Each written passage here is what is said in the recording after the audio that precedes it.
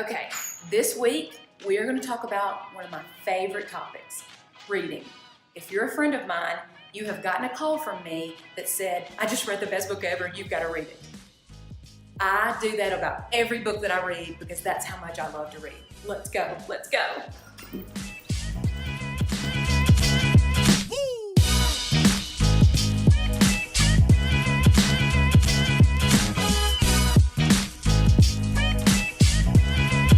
Hey everybody, this week we're going to be talking about my love of reading.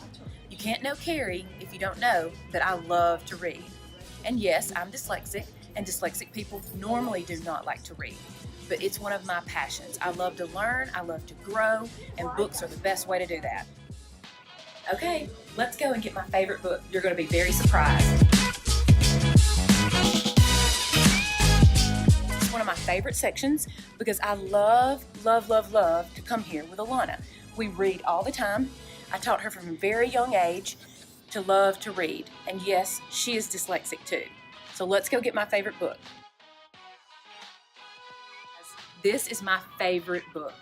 I love this book because this book teaches you in 10 minutes all about life.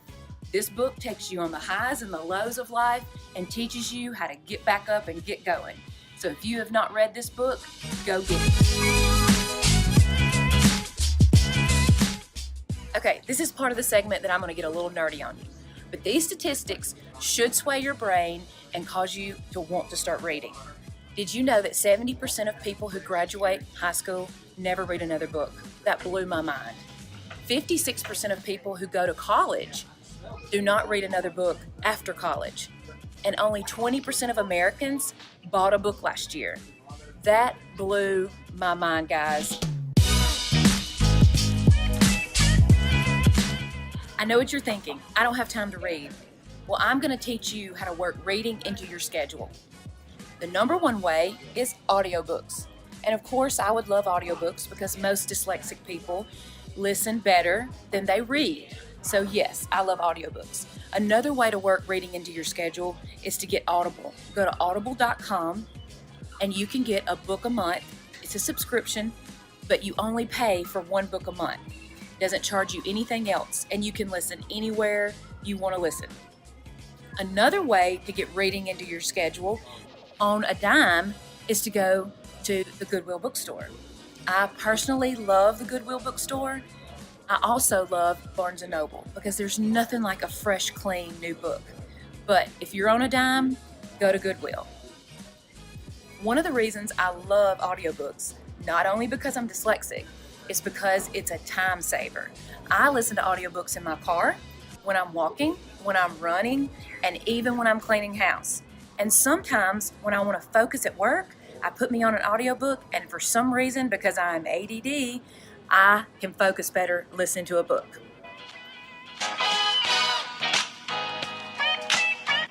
We're back over in the children's section because that's where the root of loving to read will start. As adults, we need to read more to raise our IQ, to be more successful, to help other people. It also teaches you perspective and empathy, and your vocabulary goes up. It's all around just good for you to love to read. It takes baby steps as an adult to start loving it. We need to teach our children to love to read. And if you want your child to love to read, come get this book. This is one of the first books that I taught Alana. Me and Jeff would lay in the bed at night and read this book to her. And let me show you what's on the inside. You see these little mittens?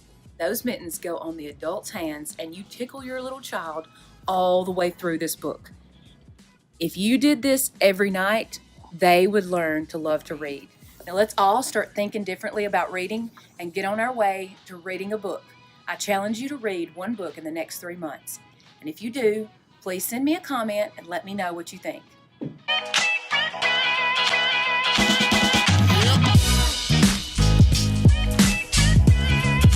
Let's start reading.